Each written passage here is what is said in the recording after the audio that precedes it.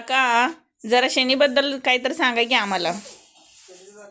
शनी ग्रहामध्ये शनी हा उच्च पदवीचा माणूस आहे शनी. आणि तो शनीचा दणका म्हणजे असा आहे, ज्या वेळेला राजदरबार भरलं होतं, सर्व राजांची सभा चालू होती आणि त्या सभेसाठी मीटिंगमध्ये सगळं राजे बोलवलं आणि बोलवल्यानंतर राजा विक्रम काय म्हणला, बराच उशीर झालाय म्हणला, सभा कधी चालू करायची. तर ज्या वेळा सभा भरली तर चालू करा म्हणले सभा. तर अहो म्हणले सगळे आले पण शनी आला नाही. मग शनी आला नाही काय त्या शनी पैसे आहे म्हणला. एकट्या शनीसाठी म्हणला एवढे म्हणला राजे लोक बसवायचे म्हणला, त्यापेक्षा म्हणला त्या शनी पैसे काय. तर शनी त्या टायमाला दारात उभा होता.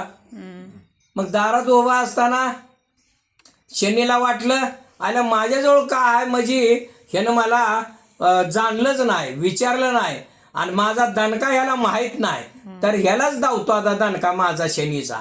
म्हणून शनी आला आत. तर म्हणले अहो आला शनी आला शनी आला. मग शनीनं काय केलं, आत आला, बसला खुर्चीवर, सभा चालू झाली, सर्व सभा संपली. मग जे ते ज्या त्या मार्गाने जे ते निघून गेली. मग शनीनं घरी आला आपल्या गावात. आल्यानंतर विक्रमराजाही आला. मग विक्रमराजाला काय पाहिजे होतं, घोडा पाहिजे होता. मग घोडा पाहिजे होता हे ओळखलं शनीनं. तर एका बाजारामध्ये विक्रमराजा गेला. राजा विक्रम गेल्या शनीला बघितलं. तर शनीनं बघितल्यावर शनी काय म्हणला, आता आपण व्हायचं घोडा. आणि एका माणसाला सांगितलं मी घोडा होतो म्हणला देखना पान, आणि तो फक्त रशी धरून बस.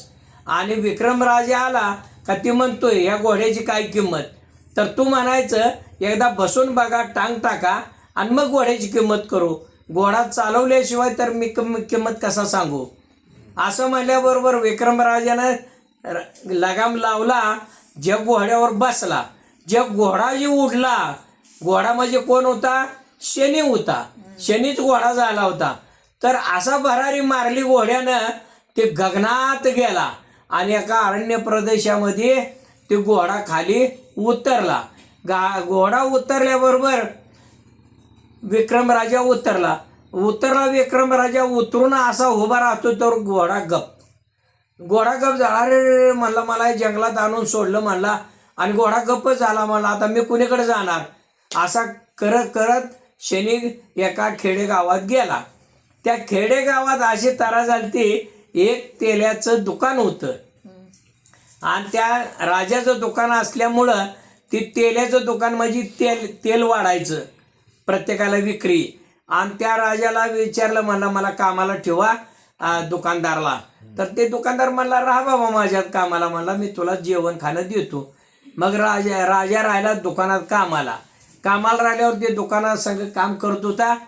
आणि राजाची जी बायको जी होती, मुलगी होती काय, त्या मुलीनं काय केलं, त्या दुकानात हार अडकावलेला होता, तो चंद्रहार होता. ते चंद्रहार होता आणि चंद्रहार असताना ते विक्री करत करत करत शनी आला. ते चंद्रहार यानं त्या पोटूला अडकावलेला गिळला. शनीनं गिळल्यानंतर संध्याकाळी दुकानदार दुकान लावून यायला लागला घरात. तर हाराकडे बघतो, मुलगी आली म्हणली माझा बाबा हार कुठं आहे. तर तिथं अडकावलेला होता. अरे म्हणला ते पोटूला अडकावला होता ते तर म्हणला माहीत नाही म्हणला. मग ह्या पोराने चोरला असेल म्हणली. मग ह्या पोराला मग राजानं सांगितलं हे भाड्या चोर आहे म्हणला, हे काम करायच्या लायकीचा नाही, ह्याला न्या म्हणला शिववर, ह्याचा हातपाय तोडा म्हणला. त्याचा हातपाय तोडलं, शिववर टाकला. तिथंच तरपडत ते बसलं. तेलेची मुलगी तेल विकून आली होती तर हे तरपडलं होतं, ह्याचा हातपाय गुडघ्यापासून तोडलं, कोपरापासून. आणि ती बाय म्हणली, मुलगी बाळ म्हणली का करतो, काय नाही म्हणला मला असं झालंय म्हणला. तिनं तेलाचा डबा बाजूला ठेवला आणि ह्याला त्या डालत बसवला. त्या डालक्यात बसवला आणि उचलून आणला घरी आणला. तर तिचा वडील म्हणला कोण आणलंय, अहो ही माणूस आहे म्हणली आणि त्याला त्या जंगलात टाकले म्हणले रानात, त्याला आणलाय. बरोबर म्हणला. त्याला खाऊ पिऊ घातलं बरं म्हणला आण बैल म्हणला, गाणा झोपूया म्हणला. बैल आणला, गाणा झोपला. गाणं आपलं ते लागला मारायला. मग ते काय म्हणला म्हणजे हातपाय तोडलेलं. अहो म्हणला मी गाणं आणतोय म्हणला, मला बसवा या लाटवर. मग त्या विक्रमाला लाटवर बसवलं आणि लाटवर बसवलं आणि ते गाणं हाणा लागला आणि गीत गायला लागला विक्रम राजा. गीत गायला लागल्यानंतर ते बैल जोरात चाला लागला आणि जोरात चालत त्यानं काय केलं, संध्याकाळच्या टायमाला तेल कमी पडलं म्हणून गाणा झोपला.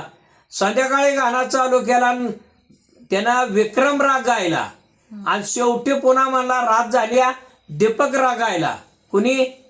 राजा विक्रमानं. दीपक राग जेव्हा गायला तेव्हा सगळ्या नगरीत दिवस लागलं. काय मेणबत्ती नाही, उदबत्ती नाही, गारगोटी नाही, काय नाही, अचानक दिवस सगळं लागलं. राजानं विचार केला आला नगरीत सगळं दिवं कसं काय लागलं. सगळ्या नगरीत अचानक दिवं कसं लागलं. लाईट तर नव्हत्या पहिल्या. तर ती माणूस गीत गात होता आणि ते राग गात होता. कोण? राजा विक्रम. आणि त्या विक्रमानं गीत गायल्यामुळं, त्या दीपक राग गायल्यामुळं दिवं लागलं. म्हणून पुन्हा राजानं त्याला बोलवलं. ही माणूस कोणा त्याला बोलवून आण राजवाड्यात. पुन्हा त्याला शहानसानाकडे आणला म्हणला चुकलं म्हणला माझ्याकडून. तुम्ही म्हणला एवढं उत्कृष्ट माणूस आहे मला माहीत नाही. तर नाही म्हणला मी ह्या शेजारच्या गावाचा मी एक हे आहे म्हणला, विक्रमराजे आहे म्हणला. मग म्हणला आता तुम्ही चांगला आहे म्हणला. स्वतःची मुलगी त्याला दिली, त्याचं लगीन केलं आणि त्याच्या राजधानीकडे पाठवलं. मग पुन्हा त्यानं सांगितलं असं कसं काय झालं, तर त्याला हातपाय फुटलं पुन्हा.